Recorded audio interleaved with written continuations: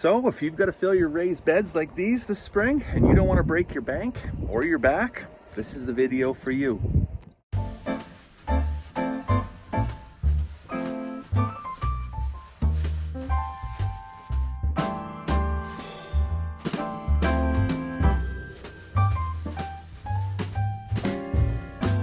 Hey folks, welcome back to the farm. I'm here looking at our 20 by 30 high tunnel greenhouse that we constructed last spring. We've never actually put the cover on yet. That's this spring's project.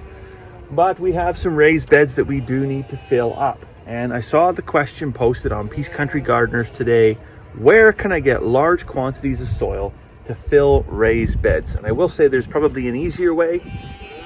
But firstly, if you are determined to fill your raised beds entirely with soil, then that's a very valid question. Where do you get good quality, large quantities of good quality soil?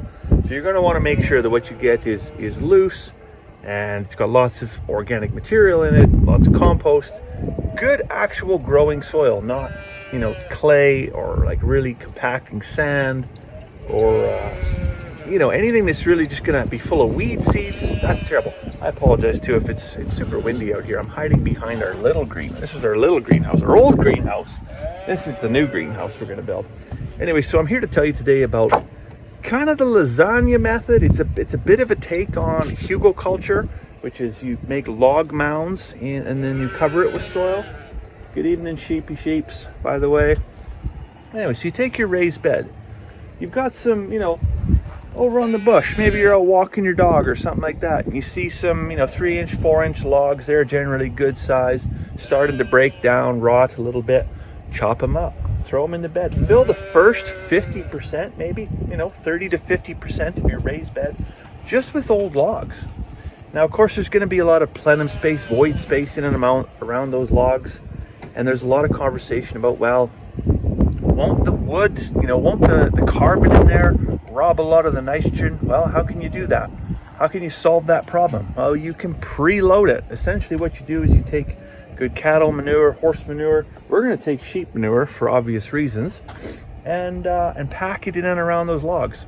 And then you're going to want to put a capping layer on that. So after that you can put cardboard. Actually, cardboard makes fantastic medium in your lasagna beds. Make sure that when you do that you use just plain brown cardboard, not the glossy stuff, no cereal boxes, but just regular plain brown corrugated cardboard works quite well. The other thing that works fantastic is leaves. What did you do with your leaves last fall? Did you rake them up? Did you put them in a bag? Did you set them at the end of the curb? Oh, what a sin, what a miss, what a loss. No, save them, keep them in a bag, sure, keep them in a pile, put them under a tarp, compost them, whatever you want to do, but save them. They make fantastic mediums for that center layer because they hold a lot of nutrients, they hold a lot of moisture. They're fantastic worm food for improving your soil health. And of course, once you get that leaf layer on there, maybe a little bit of straw would be good if you've got some old straw. Maybe some bedding from farm animals works good. And then add your compost or your topsoil layer. And so then you're only basically in the top, you're really only dressing it with about 6 to 8 inches of actual topsoil and compost.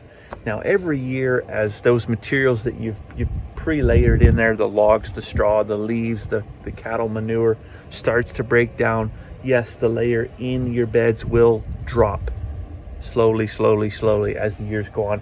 And so you just top dress every year, just top dress with about 2 to 3 inches of fresh, good quality compost, and you will have fantastic luck with your raised garden beds. I'm really excited about spring. I'm really excited about gardening. We haven't had much of a winter, so I've got the itch.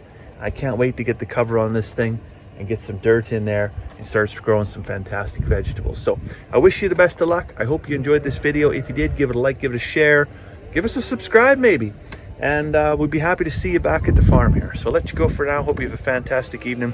We'll see you tomorrow.